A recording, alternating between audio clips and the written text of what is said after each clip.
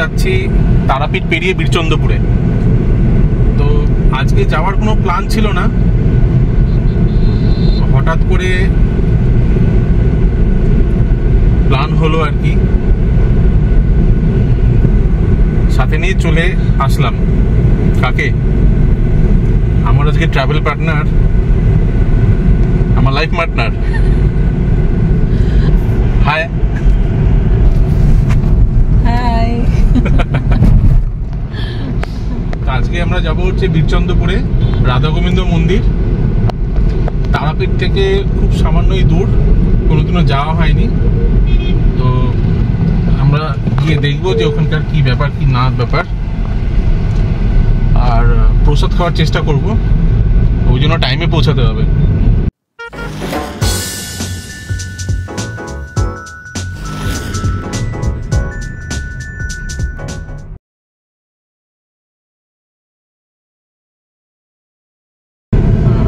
আমাদের রুটটা হচ্ছে, আমরা বহরমপুর থেকে বেরিয়েছি, কাদিকুলি হয়ে বীরচন্দ্রপুরে ঢুকবো।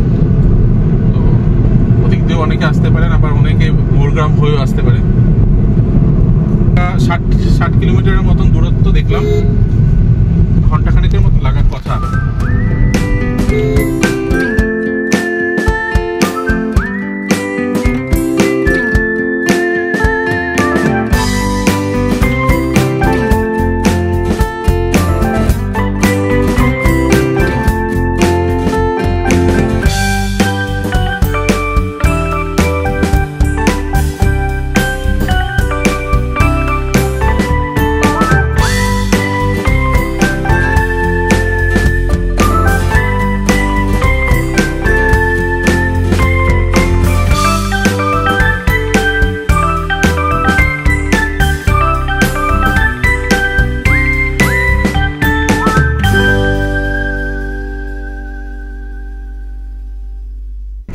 কাদি যাওয়ার পথে গোকর্ণ পেরিয়ে আমরা এখন দাঁড়িয়েছি রনগা ব্রিজের উপরে। এই ব্রিজটা নতুন তৈরি হয়েছে, পুরনো ব্রিজ ছিল ওই লোহার ব্রিজটা, এখন পুরোপুরি বন্ধ লোহার ব্রিজটা। নতুন ব্রিজ দিয়ে এখন আমাদের যাতায়াত শুরু হয়ে গেছে। পথে দেখা হলো রমেনের সাথে। সে আমার অনেক দিনের পরিচিত, একসময়ে আমার অধীনে ব্যাংকে চাকরি করত। আমি তাকে ছোট ভাইয়ের মতো স্নেহ করি। তার বাড়ি বড়তুরি গ্রাম, বীরচন্দ্রপুর যাবার পথেই তার গ্রাম। সে আমাদের সাথে করে নিয়ে গেল এই গ্রাম বাংলার অপরূপ প্রকৃতির মাঝপথ ধরে ইসকন মন্দিরের দিকে। সে এক অপূর্ব দৃশ্য।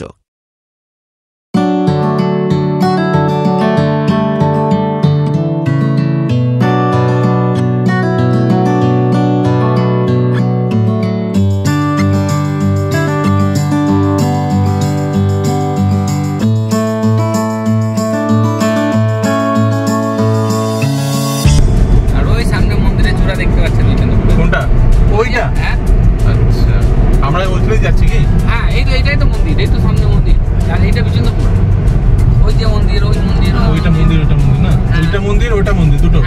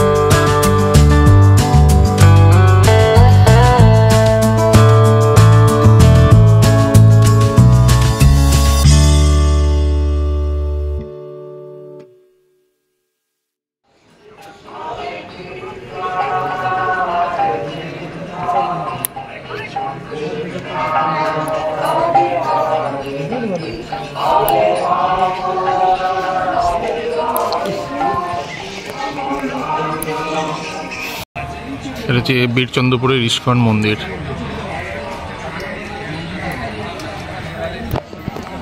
এখন দুপুরবেলা হয়ে গেছে, আবার সেই খুলবে গেট 4টার সময়।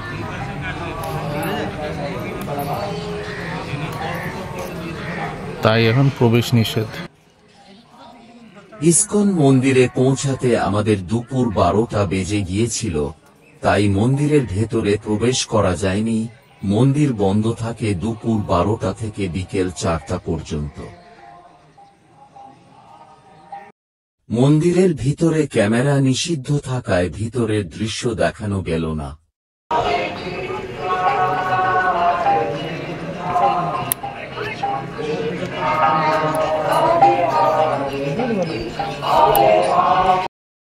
আমাদের ভোগের জন্য কুপন কাটা ছিল, তাই এইখানেই আমরা প্রসাদ গ্রহণ করলাম। ভোগের কুপন মূল্য 80 টাকা জন প্রতি। আপনারা চাইলে প্রসাদ এবং রুম ফোনের মাধ্যমেও বুক করতে পারেন। ফোন নাম্বার আমি ডেসক্রিপশন বক্সে দিয়ে দেব।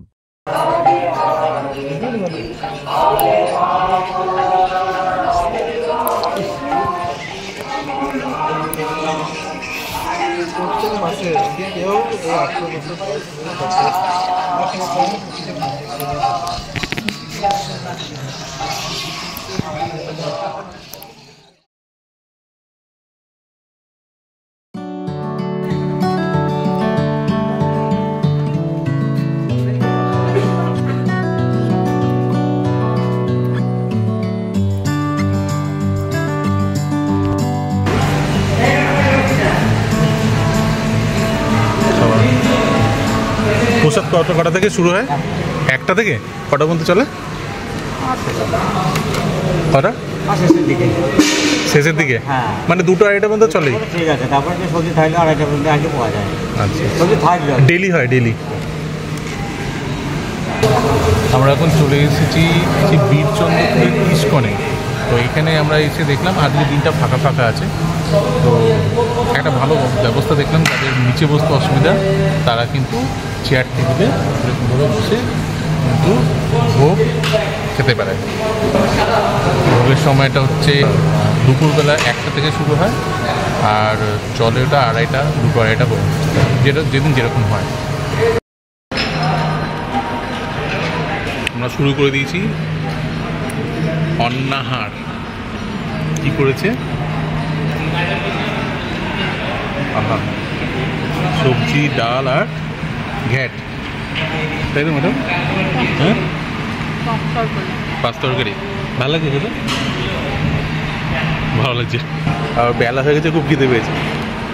এটা ঠিক, খিদে পেলে কিন্তু টেস্ট বেড়ে যায়, তাই না? হ্যাঁ,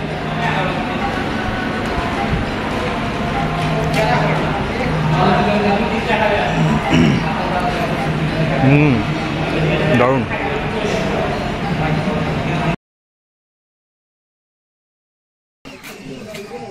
এই হচ্ছে আমার